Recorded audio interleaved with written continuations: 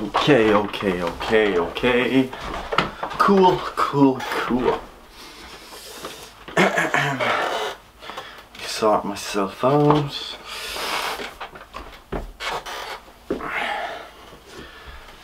Right, guys, we're gonna do a bit of a Q&A, okay? Let me just make sure that microphone's in. It is. Cool. Right, we're gonna do a bit of a Q&A, guys. These questions are coming from Instagram, so I better pull that out, make sure I have them. There were a lot of repeat questions, you know, like the typical kind of bog standard questions, like how do I cut, how do I bulk, that kind of thing. Lots of those. So I'm going to try and answer questions that were kind of like thought out clearly and stuff like that. So I might get through all of them, we'll see. I tend to answer things kind of comprehensively, so take my time. I think that's more helpful for you guys. So grab yourself a coffee, cup of tea like myself, and let's get stuck in. Alright, so the first question that was asked was, okay, this is actually a really good question. Stuck in a pattern of cutting / maintaining and struggling with the thought of the negative effects of increasing calories and bulking. So how is it best to deal with the psychological impacts of gaining, i.e. no abs, chubby face, less vascularity, etc. So when thinking about this one, the first thing you can do is obviously like attack it from an objective perspective and say that I'm going to adopt a slower approach to my gain. So if you know that it is something that you struggle with, you know, gaining body fat and things like that, some people don't mind it, some people like the idea of filling out their clothes a bit more, some people really don't like it. So if that is you, it's firstly a good idea to actually adopt a slower approach to your gain. Like, firstly, the good news is that you cannot gain muscle that fast anyway. So, you know, adopting a very conservative approach of somewhere around less than 1% of your body weight per month gaining is a pretty good idea. So like if you were 70 kilos, then gaining like 500 to 700 grams per month might be a good way for you to make progress, gain some muscle, ensure your training is fueled and things like that, while actually minimizing fat gain. So that's kind of a good idea, but again, you know, you can always make the argument that maybe being a little bit more aggressive with that, especially if you're a beginner, might be beneficial. So that's when you come into the kind of psychological side of things. And I think the most important thing to remember, like once we get past the objective stuff, is that you are always going to think that the grass is greener on the other side. I know it's cliche, but it is absolutely true. You know, when you're cutting, you're restricting your food intake. You're hungrier, you've got lower energy levels, you generally have higher cravings for foods.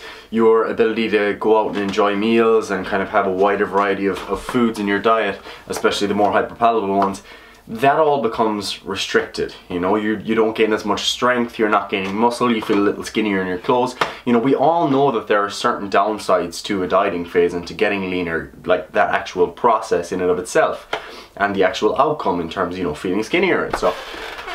But then when you're bulking, you're gonna have things that are the exact same. So regardless, there are equal downsides on both sides of the spectrum, you know? And it's the same whether you consider like, oh, do I want to really prioritize strength and be a powerlifter, or do I really want to prioritize hypertrophy? It's like, you know, if you're really prioritizing hypertrophy and maybe you're not going for your 1 rep maxes and stuff like that, and you're not training specific to that, then you're always gonna look at those people who are testing the 1 rep maxes and say, oh, I wish I was that strong, like I get so much pleasure from that, maybe I should jump and do that. And the people on the strength side of things who are testing their 1 rep maxes, they're always thinking about the people on the other side of the spectrum who are maybe have bigger quads than them even though they have a stronger squat. You know, so there's always these different things on each side of the spectrum, and there's always going to be downsides and upsides to everything that you do.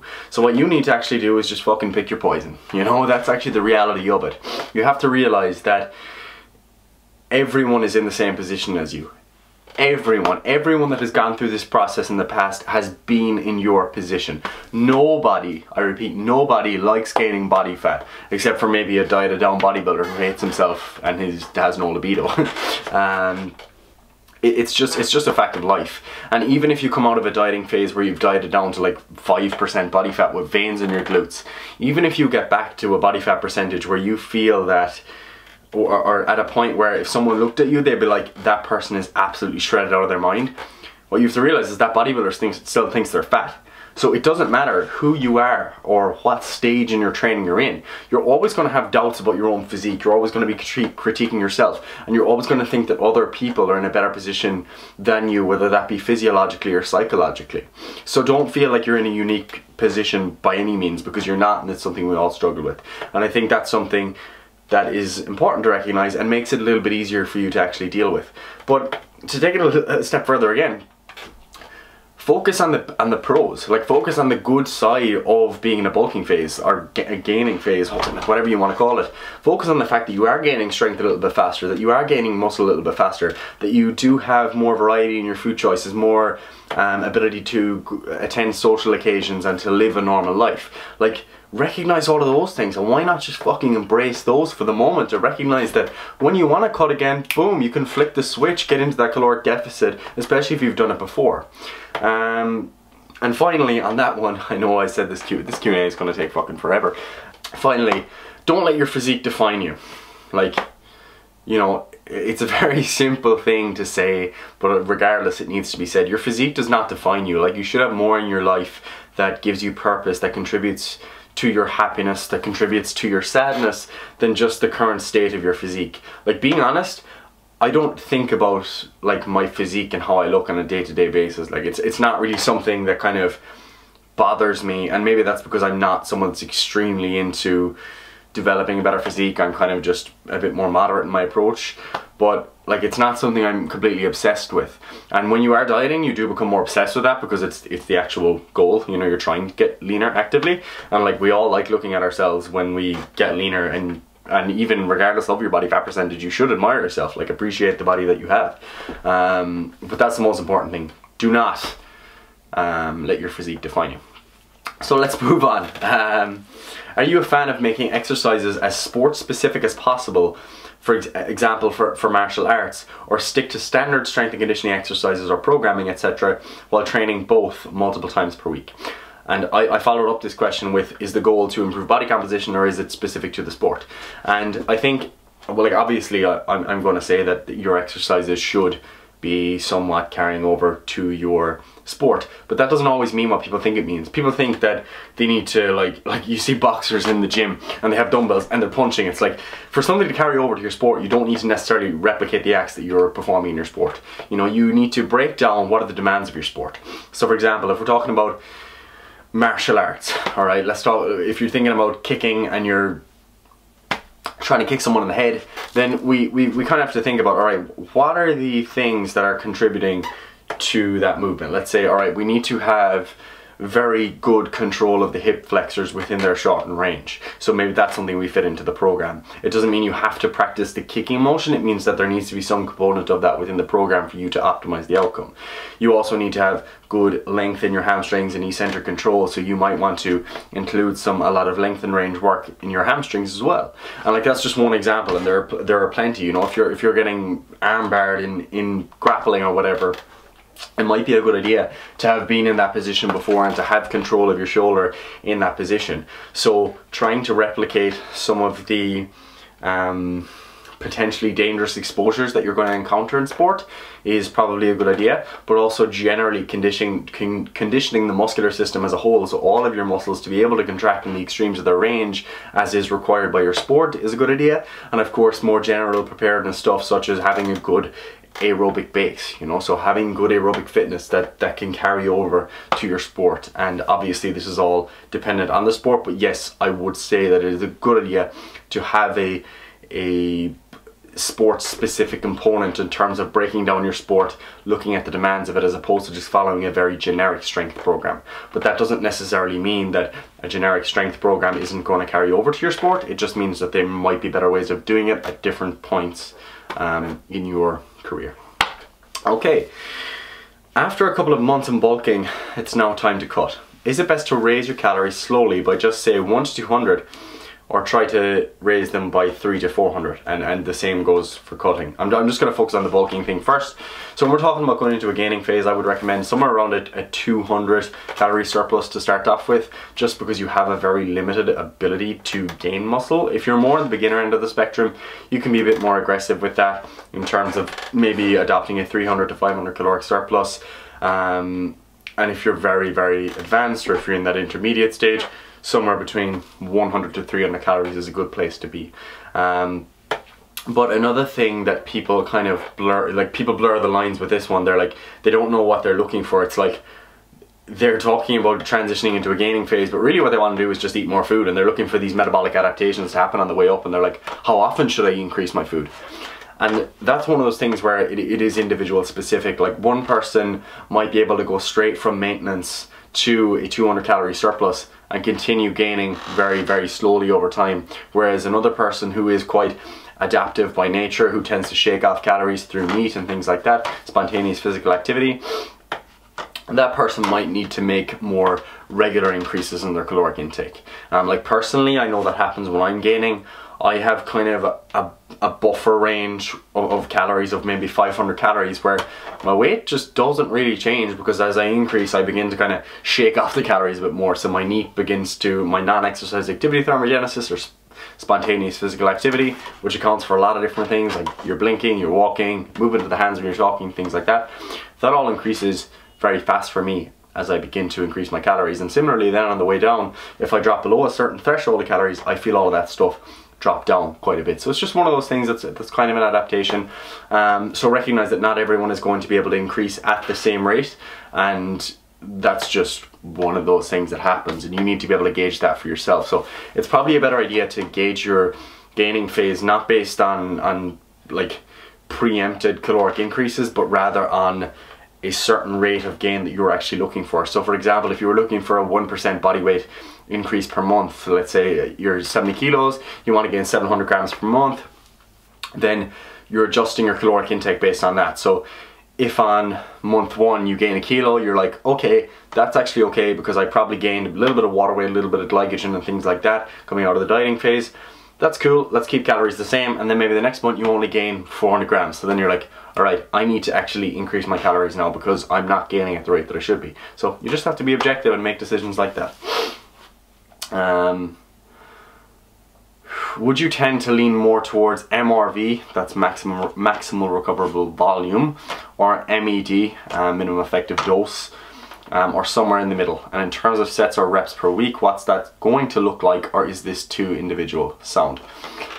I don't like throwing around terms like MRV and MED, because people just throw them around, not the originators, I mean people in general, throw them around as if they're just these concrete things that are defined. Like they're not defined, you know. Like MRV, your maximum recoverable volume, like that's changing on a day-to-day basis, on a week-to-week basis, on a month-to-month basis, and there are so many things involved there that it's virtually impossible for you to actually gauge what your specific MRV is.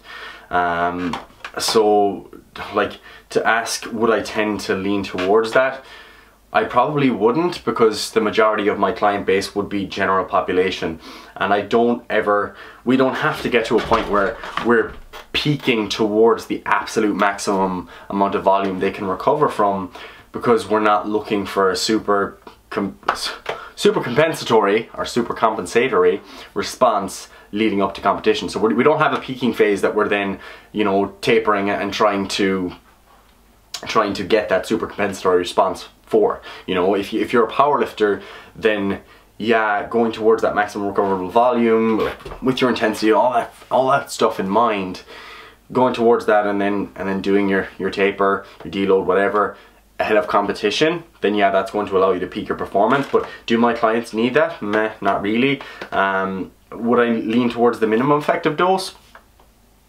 Like what are these things? You know, I'm just like, I don't like these kind of terminologies that we throw around in relation to periodization, because we act as if that they are actually things that you should know you should understand. And I think that's very confusing for those of you watching this video, and it's why we don't really do videos like that very often, why we don't discuss that sort of stuff, because they're just arbitrary points that the average person has no real way of gauging, and that you need to really kind of track over time to be able to even find where roughly they might be, and even at that it's just a complete guess and you're still like, meh, what are you measuring? So what I tend to look for in terms of volume recommendations, I look for what the person actually needs to be able to progress at this point in time.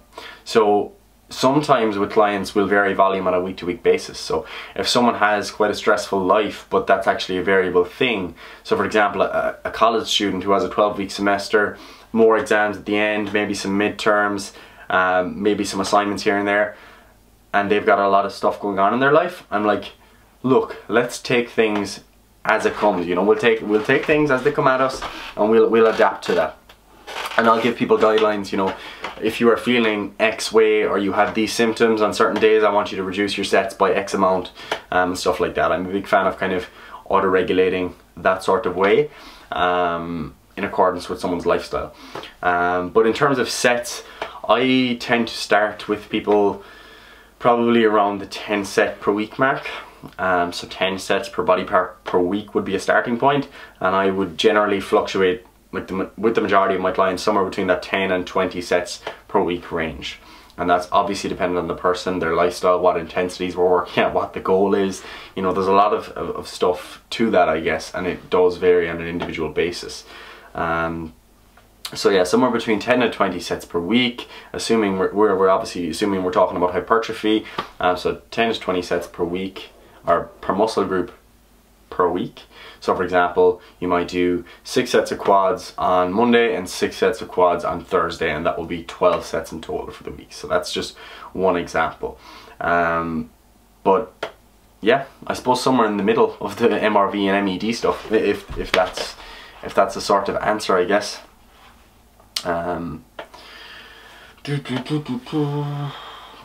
Who's on? I'm on.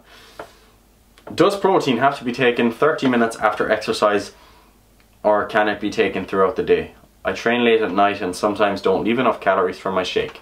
Should I drink the shake or not to keep the calorie deficit? Okay, let's break this down a little bit, because I'm actually very mindful that we actually have a lot of beginners that follow us, and trainers always write to us and they're always like, oh, some of your stuff is too complicated for the general population, and I'm like, man, most of our followers are general population, like, so I don't know. People get value, so I'm just like, meh, let's keep on talking to them. So yeah, the person that asked this question, I just want to just peel things back for a second and remind you that, okay, it's the overall caloric intake that is most important when it comes to body composition. So we're going to assume that you're talking about having this shake within your calorie intake, so that it actually fits your calories, so that you have these calories available late at night. Okay, the next thing to consider is that your total protein intake is probably the priority when it comes to having a protein target. I assume that you have one. If you don't and you're a bit confused about what I mean, just drop a comment down below, that's no problem. So having your total protein intake is the most important thing. Protein timing, in terms of having it throughout the day, is a pretty good idea from a satiety perspective, in terms of like staying full, in terms of facilitating digestion a bit better. It's a good idea to spread it out, and potentially for the overall net anabolic effect, it might be better to have it across a few meals as opposed to just having it all in one meal. But having said that, it is also important to prioritize that peri-workout window. So, you know, having protein within an hour or two before exercise and within an hour or two after exercise is probably a very good generic recommendation. So if you are saying that, should I have my shake after, assuming it is within my caloric targets and it's just before bed, I would say that's a good idea, because pre-bed and post-training is a pretty good time to have a serving of protein. So if you're looking to get the most from your training, that's a pretty good idea. But again, make sure it's within the context of a calorie appropriate diet and within the context of your overall protein intake. You don't necessarily just have to have a protein shake post-workout. as in like it's not necessarily a special time that you need to have a protein shake. You just have to have some sort of protein. And you know, if you are having a decent serving of protein before your workout, then that might be an effective strategy. Or what else you could do if you were alluding to the fact that you don't really have an appetite, you don't really want to drink your shake after the workout, what you could do is have that shake during your training, and provided that doesn't upset your stomach and doesn't impact your performance, that might be an effective strategy. But as I said, you know, if that's confusing, because I just want to make sure we're on the same page, just drop a comment down below, it's no problem. To what extent can a person train themselves or set up a program for themselves without the help of a personal trainer? This is coming from a poor college student who could probably do with more guidance around the gym or nutrition, but kind of have a grasp of it all the same. Cool, good question. You can absolutely come up with a decent program for yourself. We actually recorded a podcast, I'm not sure which episode it is, but if you take a look you'll find it, on how to set up a program for a beginner. So even if you're not a beginner, like, it's still going to help you because it gives you some of the things to keep in your head, I guess. So yeah, like, you absolutely can, and we have a lot of resources there, I suppose, that can kind of help you. Like, that podcast, if you listen to that, that's going to give you like a solid kind of foundation in terms of saying, okay, cool, I'm kind of get what's going on here. And like, once you consider, all right, how many overall sets am I doing per week, like per body part? If you actually start tracking those things, things start to become a lot easier, because you're like, all right, I actually know what I'm doing. And then what you can say to yourself is, am I doing all of this stuff well? Is my technique good? Watch some videos on YouTube. You know, there's thousands of videos for exercises on YouTube. So if you're doing that much and you're like, I know I'm doing a roughly appropriate number of sets, I know I'm doing my exercises well, you know, ask yourself, like, are the exercises I'm doing actually appropriate? Like, are these hitting the body parts that I want to? Are they doing it well? How does my training feel overall? That's another nice question to ask yourself. And then what you can do is start to think about, all right, how intense am I going? You know, am I actually approaching failure? Am I hitting failure every set, which mightn't be a good idea? Or am I too far from failure and I'm just not challenging myself enough? So once you're asking yourself questions, you're actually able to make fairly effective decisions, much like your trainer would do for you. In terms of sets, or in terms of repetitions, again, I think we discussed that in that podcast, so that's a good resource to refer to. But yeah, in terms of like, to what extent can a person train themselves? Like, I think you can do a very good job, especially if you just have some like general goal of looking a bit better and being a bit healthier, living a better life. Like you can get pretty far, provided you're like, ask yourself as well, am I being too extreme? You know, if you're doing 6 days of training and you're doing like 20 sets per body part per session, and you're doing like 10 days of cardio, then you kind of have to be like, this might be a bit much. So, you know, ask yourself, review your progress, see how you feel, all that good stuff. Would doing cardio during a bulk to help reduce fat gain be significantly detrimental to muscle gain? Okay, the first part of that question is, would it be helpful to reduce fat gain? If you were doing cardio to the point where it is... Who's that? Who is it? Johnny. Right. Yeah, me. I'm recording a video. You're recording a video? I'm recording a video. Alright. I'm amidst the video and now you're going to be in it. Anyway, let's go back to the first part of that question. Would doing cardio during a bulk help reduce fat gain? The first thing you should be looking for in terms of reducing fat gain is to actually moderate your caloric surplus. You know, if you're just arbitrarily eating a ridiculous amount of calories, that's a pretty terrible idea. You know, don't just do that. You know, have some idea of how much of caloric surplus you're in. I wouldn't be doing cardio to try and minimize it, because if you put yourself in a 300 calorie surplus and then you're doing like 400 calories worth of cardio per day, then you're no longer in a caloric surplus. So it's like, what's the goal here? You're doing two conflicting things from an energy perspective. But in terms of actually compromising muscle gain, provided it's not bringing you down into a caloric deficit, then absolutely not, you know.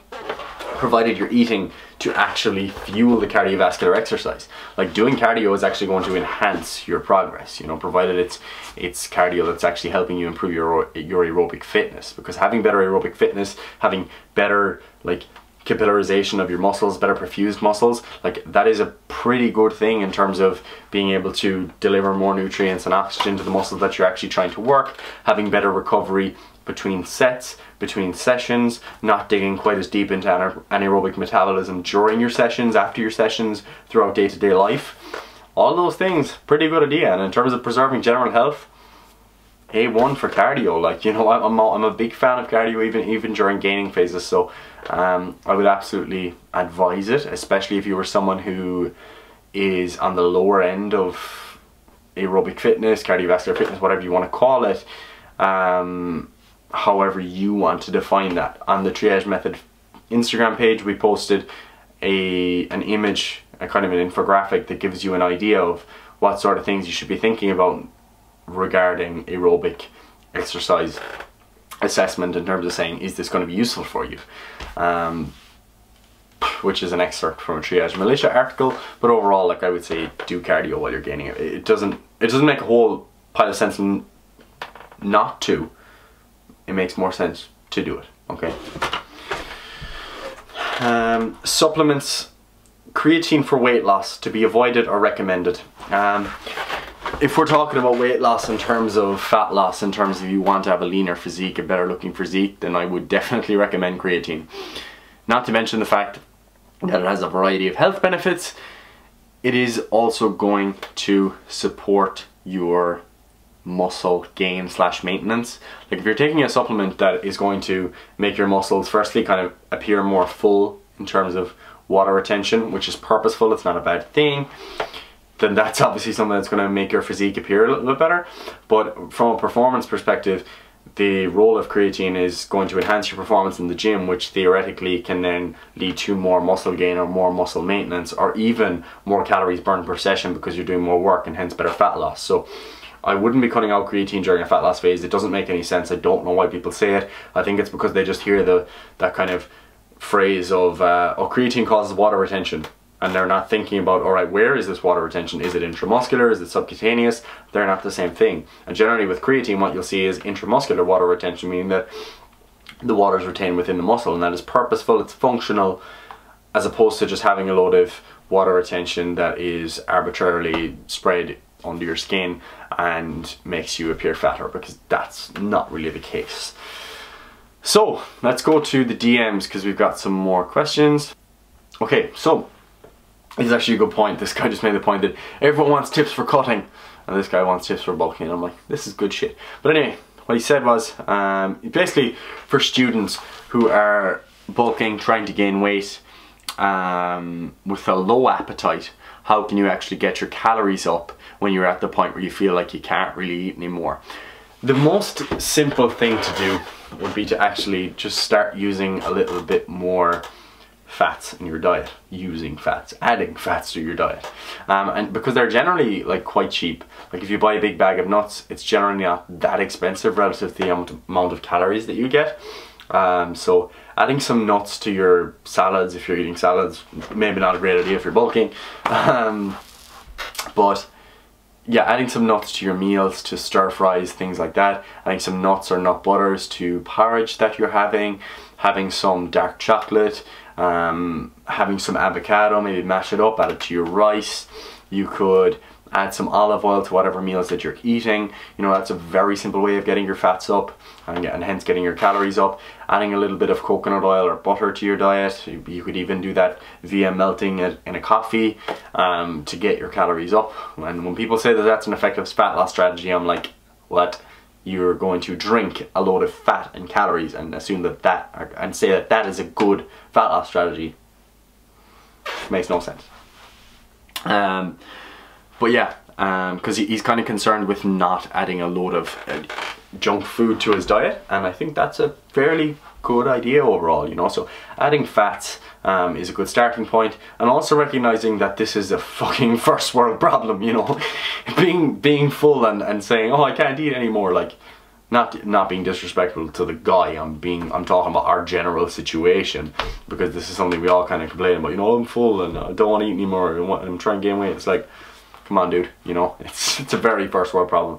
But when it does come to the point where you really can't get your appetite up, then just ensuring that the foods you eat are actually enjoyable. So maybe adding some barbecue sauce to big meals that are filling you up quite fast.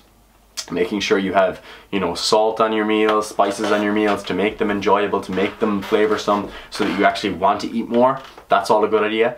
And then when it does come to the point where you really just can't get any more food, you know, adding a little bit of fun food is a pretty good idea. So yeah, so maybe after training, having a big bowl of cereal or something like that, where you can get a lot of carbohydrates in very quickly, is an effective strategy. Or maybe just generally having maybe some foods that you enjoy that are quite hyper palatable, that you know you can eat a lot of, to supplement your caloric intake that you're stuck at. So maybe if you need to eat 300 more calories because you're stuck, then having that 300 calories from something that is more fun, that isn't clean food, like whatever it is, you know, have some bagels and jam, have some more bread in your diet, have a little bit of chocolate if you need to. Like, these things can be used, provided they're within the context of an overall nutrient dense diet. And that's something to remember. What you don't want to do is let your bulking or gaining phase run away to the point where you're eating a lot of foods that are pretty low in nutrients, because the higher you are getting your calories, the more overall energy that tells you that you are producing, you're taking in more, you're producing more. And in order to run all of that food and all of that energy through your energy pathways, your metabolic pathways, you need a lot of micronutrients to actually support those processes. And what you'll find is that if you are eating a very, you know, nutrient or very high energy diet, but not a very high micronutrient diet, you'll actually find that you actually feel kind of shit. And that could be for a variety of reasons, because the energy that you're taking in isn't actually being supported very well in terms of its production to ATP and throughout the body.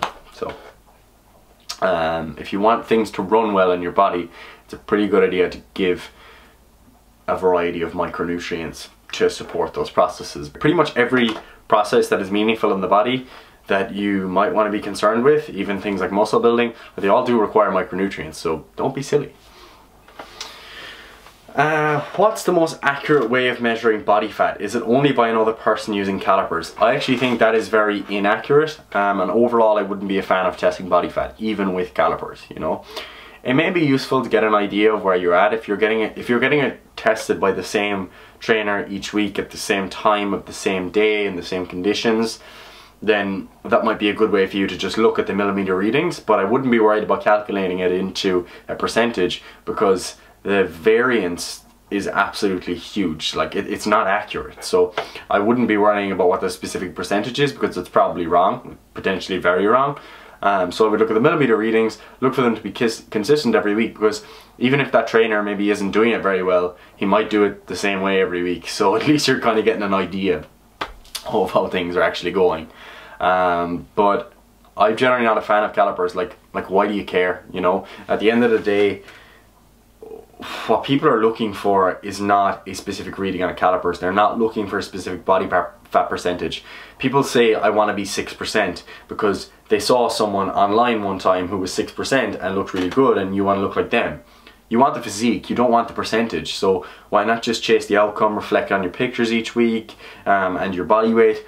Like, they're kind of the two things that I would be relying on in terms, and also most importantly, the person's perception of how they actually feel, you know. Do you feel that you're leaner this week? Do you feel that you look better this week? And if that aligns with what we're seeing on the scales and what we're seeing in terms of the pictures that I'm being sent as a coach, then I'm like, cool, we're on the right track. But like, arbitrarily just knowing body fat percentage, I'm like, meh. It's not helpful for me as a coach, really, and it's not helpful for the person who just has some arbitrary number to define themselves by. Like, at least with the scales, we kind of know the different variables that are affecting it, and we know that the scales is still weighing something that is objective, like the mass of your body. Like, that is an objective thing that we're actually measuring, even though there's some variance there too.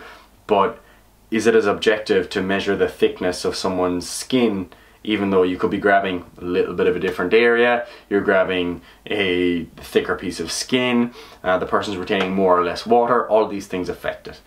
So it's not something I've used very often, particularly because I'm 22. I'm not a very experienced trainer. I didn't do that much personal training, and I'm not very good at testing body fat anyway. I'll be the first one to say that. I'm not very skilled at it, and it's not something I intend on using in the future because I don't see the role of it in terms of enhancing one's progress, to be honest. This is a good question. Does it ever infuriate you that people in your field blatantly avoid paying taxes on profits from ebooks, PT sessions and online coaching? Yes, 100% of the time. It drives me mental, especially because, you know, you see, like, we're there, like, getting stressed out, fucking dealing with the revenue, and anyone that has dealt with them, especially if you're gathering all your stuff together and stuff, it's like, you know, it's stressful. Or if you're dealing with an accountant, like, to be fair, we do have an accountant, so we don't have to deal with stuff directly, but still, it can be a bit frustrating at times to gather everything together, and you're like, oh god, we've got this bill, we need to kind of get that paid and stuff. It's like, when you see trainers and stuff that are just putting, you know, they're just putting money in a shoebox under the bed, it's just fucking annoying, because as much as we would be against tax and fucking believe that taxation is theft, and as frustrated as I get when I see, you know, people complaining about social welfare, and, you know, they're not getting enough, and then they're going down the town fucking buying cans and getting tattoos, I'm like, what the fuck? And then to see that, you know, you're working hard and then the money's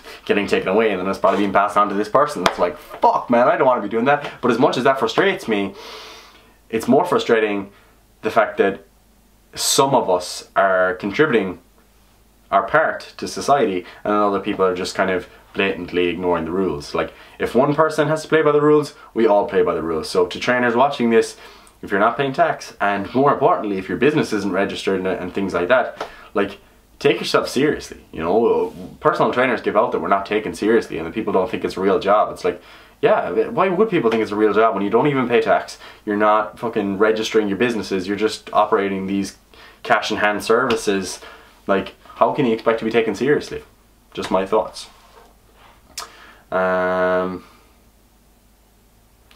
My question is to do with adherence. Your fat loss results speak for themselves in regards to adherence. Was there ever a point where adherence was an issue for you, and how did you teach yourself to overcome the issue to the point where you could cut body fat percentage for a long period of time without sporadic binges within that period? It's a good question, and I don't like talking about, like, what I do myself very often, because, like, I'd rather talking about coaching scenarios, because it's like, alright, do you want to know how I've actually come to this point over a long period of time, or do you want to know how I would help someone to get to this point as soon as possible? Like, I think that's a better strategy. In terms of myself, there was never an obvious defined moment where my adherence got much better. Like, there were a variety of contributors over time where, like, I started eating like a fucking adult, you know, stopped being silly with my diet and having no structure and just tracking macros and expecting that to kind of lead me down the right path. Like, stop doing that, eating more like an adult, having routine, having structure, having purpose other than the gym in my life, you know, having a defined purpose of things that I do each day, you know, placing my own value in things that are outside of the gym. So, you know, my business, college, stuff like that. That's the stuff that I place my value in. So that's the stuff where they're the things that I actually focus on. So I'm not overly food focused. I'm not thinking about the gym when I'm not there. All of those things contribute to good adherence. But also the most important thing that I think everyone should take away is the fact that, like, this is your life. Like, no one else can, at least you don't want them to, no one else can discipline you, you know. Like, if you're a 4-year-old watching this, you probably need to be disciplined, but, like, it's your responsibility to make your own decisions in life. And if you're at a point where you are unable to control your eating habits, you have to recognize that the decisions that you are making are contributing you to be at a higher risk of things like diabetes, cardiovascular disease, neurodegenerative diseases, things like that. And I think that's kind of the reality that most people need to kind of come to terms with. Like, recognize that you are seriously compromising your health by constantly gaining weight and over consuming calories. Like that's an objective thing that is true and that people kind of need to realize. But in terms of someone that's dieting and that's binging intermittently, like, one of the things that I do is I just think about, you know, how you do anything is how you do everything. And do I want to be the type of person that relies on short-term pleasures as opposed to investing my efforts into something that is long-term, that is going to give me the results that I actually want? And that's probably been a pretty strong point for me, or a strong pivot point for me in terms of having much better dietary adherence during my dieting phases, because I'm just like, do I want to be that person that just gives in, that is weak, that succumbs to their desires in this moment of being in the kitchen and eating a full packet of cookies? Like, no, I don't want to be that person. Like, that's not how I think of myself, and like that's just not me. So practicing delayed gratification and realizing that being disciplined is something that carries over to every area of your life, I think that's something that is just pretty important, because at the end of the day, when you're binging, it is a conscious decision, okay? You are there, you're making this decision to eat those foods, and that was your decision at that point in time, and you need to kind of take ownership of that and realize that I actually made that decision, and that was something I could have stopped, but I decided not to, because at that moment of time I placed more value in that specific food and the reward that it gave me than I did to my long-term goals, whether that is health or body composition related. So take those things on board. And also, you know, when it comes to adherence, like creating a better environment, setting yourself up so that there's not as much opportunity for binging, like, so not buying foods that you think you're going to binge on, that's a pretty good idea. Only buying foods that need to be cooked so that there's a higher or greater higher barrier of entry before you can actually consume them is another good idea. And also just generally having a healthful diet that is conducive of you feeling full throughout the day. So eating your lean meats, your vegetables, your grains, and whatever else, other wholesome foods. Eating those as for the majority of your diet, like composing the majority of your diet of those nutrient dense foods, pretty good idea. So yeah, I think that kind of covers it. There was no major turning point for me. I just think that, like, I did have poor adherence in my younger days when I was kind of playing around with the whole IFYM thing, and maybe had a little bit less purpose in my life in terms of my direction, and probably went for those kind of short-term desires a bit more. But now I'm just like, no, that's just not really me. I like to think anyway. How could I preserve muscle or strength when going to a festival for a week? Man, it's a week. Like, I don't know what situation you're in. If you can, bring some protein powder or something. Try and hit your protein intake. And like, you know, it just depends what you're willing to sacrifice. Like, are you willing to try and make healthful food choices and food prep and not drink alcohol? Meh, probably not. Like, so just try and hit your protein intake and you'll preserve your muscle.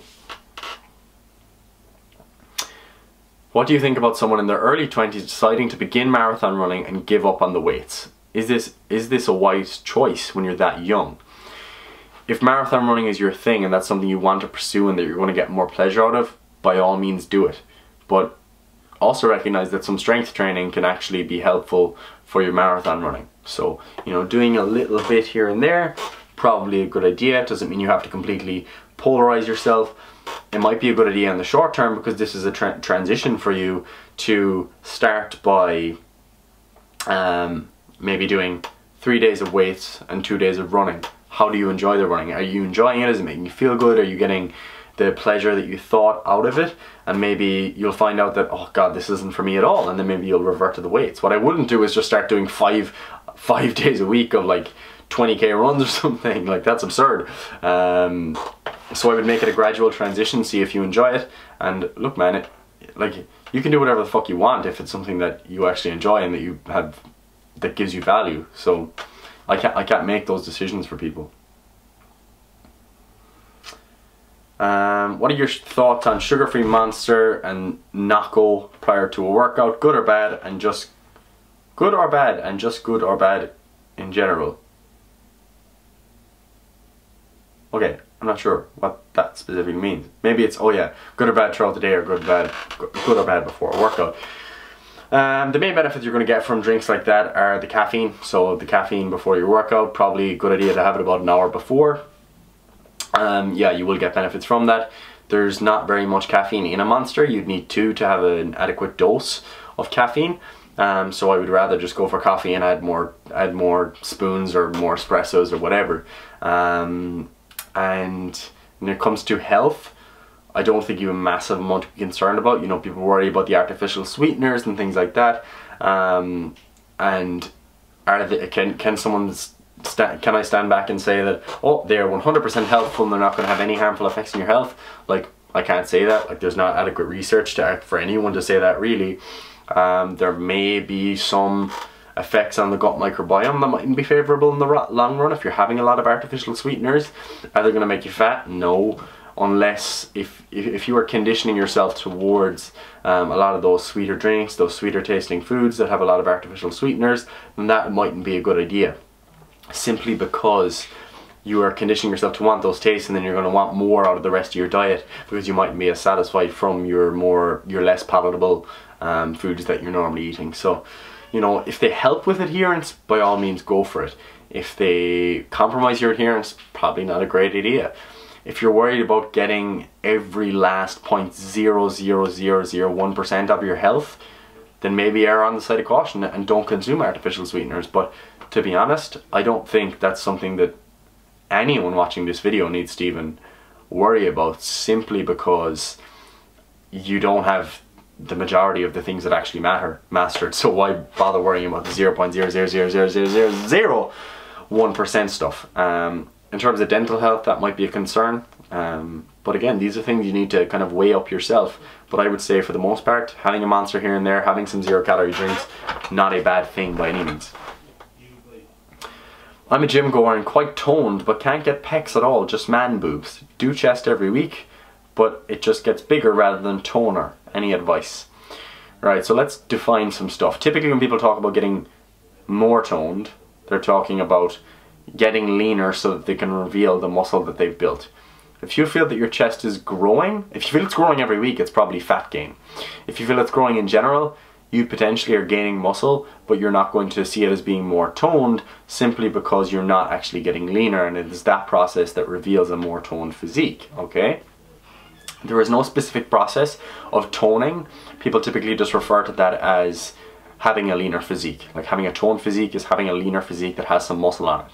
So that involves the process of gaining muscle and losing body fat, which can be done at the same time if you're a beginner, or if you're someone that's willing to wait a lot of time at pretty much making very slow progress, or in phases if you do it like most people, in terms of having cutting and gaining phases. So yeah, I would just recognize that progress doesn't happen that fast, and that if your goal is to be leaner and to have a more toned chest, then you probably need to enter a caloric deficit and make that your priority in the short term. I'd love to know what are good bulking snacks and stuff. Yeah, I already kind of mentioned that. He said in terms of macros and micros, having a little bit of extra fruit is always a good idea, you know. Let's see, what else have we got here? Thoughts on microwaving food and frozen veg? Go for it. I don't have any objections to it. If you have a very specific reason as to why I need to stop microwaving my food, then please let me know. But in general, I don't think that's something anyone really needs to be too worried about. Does it matter going over your target protein because of the extra food you consume when lean gaining, from rice, sweet potatoes, etc.? Does it matter in terms of protein? Within the context of a calorie appropriate diet where you're hitting your caloric targets, no, it doesn't matter. If you're going over your protein, that is leading to you overfeeding calories and you don't want to gain at a faster rate than you were gaining at that level of calories, then yeah, it's probably not a great idea. But I mean, once you're hitting adequate protein, like after that, like carbohydrates and fats, their specific ratios, not overly important. It's kind of calories and protein that are your priorities, and having a bit of extra protein, not a bad thing by any means. Can you please do a leg workout tutorial or say a plan? It would be really appreciated, as I'm not very educated on the leg side of the gym. Okay, obviously that's probably not something for this Q&A even, but what I will say is, look, start with 10 sets per body part per week. So starts with 10 sets for quads. I would probably err on the side of caution and start with maybe 8 sets for hamstrings, okay? Pick 2 exercises for each. Do a squat variation and do a leg extension for your quads. Do an RDL and a leg curl for your hamstrings. If you start off with that much for your legs, you'll be in a pretty good position in terms of making progress and in terms of hitting more or less the full muscle. Again, focus, as always rather, focus on the quality of the exercises that you're doing. Keep the majority of your work in the 6 to 12 rep range and focus on adding weight to the bar over time, provided your technique is staying the same.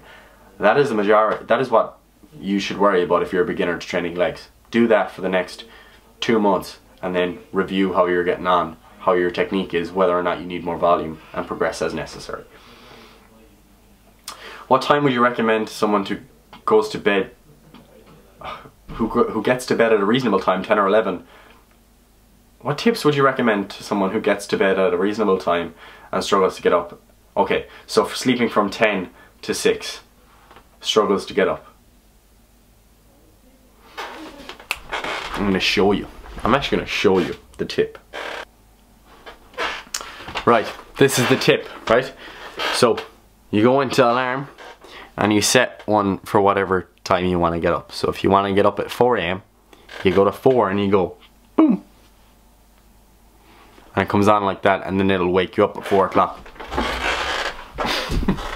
Like, it really is as simple as that. I know people are like, you're just being smart. Like, it really is as simple as that. Like, at the end of the day, it is your choice whether or not you want to go back to sleep when the alarm wakes you up. Period. Like, it's your choice, and I cannot discipline someone to get up at the time they should get up to get their shit done. And not everyone needs to get up earlier. You need to get up at the time that is appropriate for you to get all of your shit done in the day, and also to have a decent routine, you know. It's a good idea for everyone to have a standardized going to bed and getting up time, regardless of who you are or what you do. It's a good idea for general health, for the sake of your productivity, and all that good shit. So what I'm going to do is just review, make sure there's no extra questions, and there aren't. So on that note, I know that like out of the Q&As that we've probably done, I'm like, was that meaty? Was it real, you know, life-changing for people?